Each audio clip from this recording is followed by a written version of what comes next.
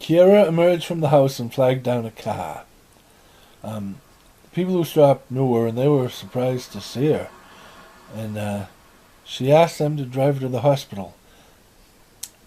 Kiera felt no resistance from the host, so when she saw Harry, there was no scream of the banshee, only concern for the baby.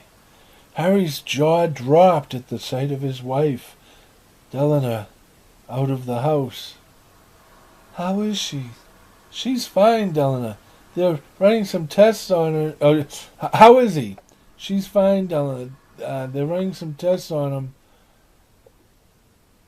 Delana, we're taking her home." Delana said, "We're taking her home." And the nurses, said no. There was a big fuss, but the head doctor, James, was an old suitor of Delana's, and he ordered the baby sent home with them. And there was some formalities, some paperwork, but he took care of things, and that was the end of it.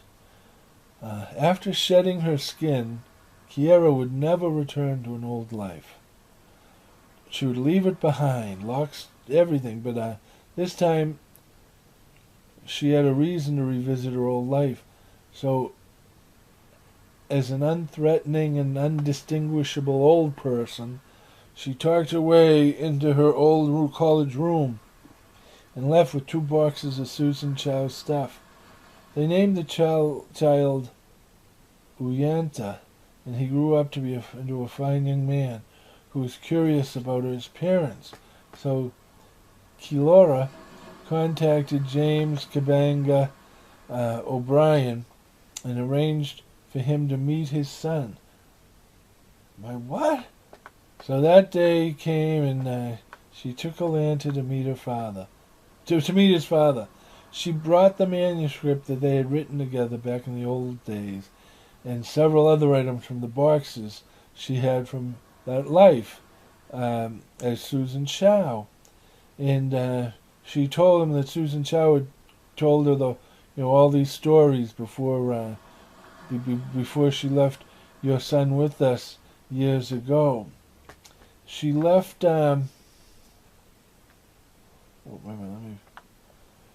She left this manuscript and told us about the day you had shared and the bottle of wine in your room, and about how you called her your muse. Then James sent Uyenta to the concierge desk to retrieve a package from him. When he returned empty-handed, his father hugged him. Uyenta had no idea what conversation James had had with his mother, but with his adopted mother, they talked about meeting again, but something in James' voice led Kiera to believe that meeting would never happen.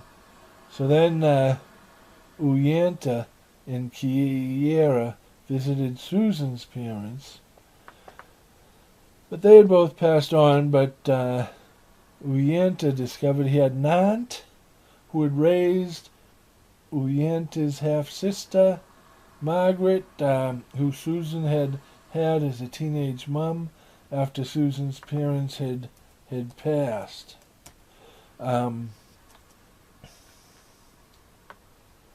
Banshee roughly translates to a soul in pain. That's the impression you get from you hearing that scream, is that there's a soul out there in pain. And in Ireland, they believe that the banshees go into the cemeteries and steal the human form of the newly dead. Then they return to us changed, not in appearance, but otherworldly. We scream and recoil at the sight of our loved ones returned to us, and then they disappear into the night, never to be seen again. But that scream is a scream that can never be forgotten. And that's their tell, that connects them in their scream, that otherworldly scream, that we, the people of the peatlands, know so well, out here in the foggy bogs of Ireland. It has been our curse for many generations, the scream of the banshee. That there is no mistaking it is certain. In its natural form, our yellow sun is deadly to the banshee. Even the reflection of its rays by the moon brings it great discomfort and pain. So it enters the cemetery and finds a newly dug grave and claws its way in until it is able to open the casket of the grave, revealing the body of Susan Chow, and feasts. The banshee in its natural form entered the casket, and several hours later, Kioro, now taking the form of Susan Chow, emerges from the grave. She walks over to where she had her old skin, and next to it was a bag containing her things.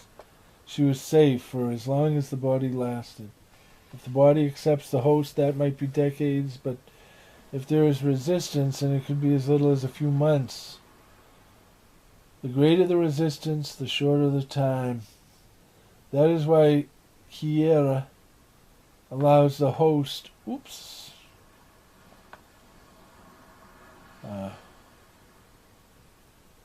Whoops.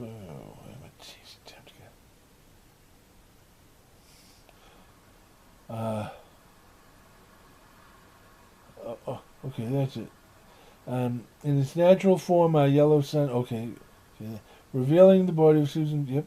Now, having taken the form of Susan Chow, emerged from the grave. She walked over to where she... in a bag containing her things.